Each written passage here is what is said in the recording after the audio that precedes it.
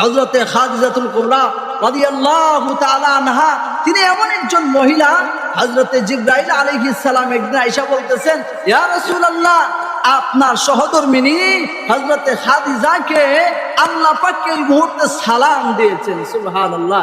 যেই মহিলা দুনিয়াতে থাকতে আল্লাহ পাকের সালাম পেয়েছেন, তাহলে বোঝা গেল তিনি সাধারণ কোনো মহিলা নয়, দুনিয়ায় থাকতে আল্লাহ পাকের সালাম পেয়েছেন।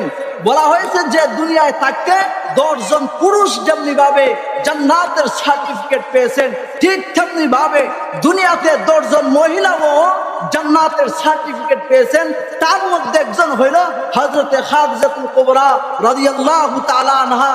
তো যেই মহিলা দুনিয়াতে থাকতে আল্লাহ পাকের সালাম পেয়েছেন, যেই মহিলা দুনিয়াতে থাকতে জান্নাতের সার্টিফিকেট পেয়েছেন, জান্নাতে যাওয়ার নিশ্চয়তা পেয়েছেন, সেই খাদিজাতুল কুবরা রাদিয়াল্লাহু তাআলা আনহা বলতেছেন, ইয়া রাসূলুল্লাহ, কান্না করতেছি যে কবরে কিভাবে একা একা থাকবো, কান্না করতেছি যে আখিরাতের জিন্দেগিটা আমার কেমন হবে যদি আমার সাথে কবরের মাটি দুর্ব্যবহার করে, যদি আমি ফেরেশতাদের সামনে সঠিকভাবে জবাব করতে না পারি, তাহলে আমার অবস্থা কেমন হবে।